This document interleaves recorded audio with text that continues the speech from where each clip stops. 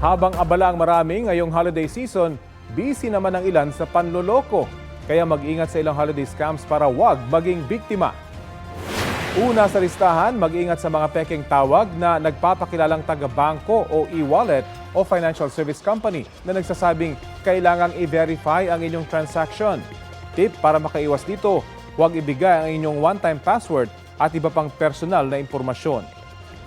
Ingat din sa mga nagpapadala ng links para i-claim raw ang inyong reward, refund o reactivation ng account.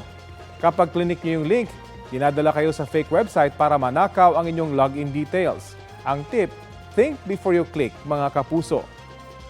Maging alisto rin sa mga bogus o peking online seller o buyer. Para makapag-scam ay nagsisend sila ng AI-generated screenshots ng payment nila. Ang tip, i-double check ang profile ng inyong katransaksyon. Maigi rin kung sa mga lehitimong website lang mamili. At may mga scammer din na nagpapanggap na kamag-anak o kaibigan, sabay hingi ng pera para daw sa emergency.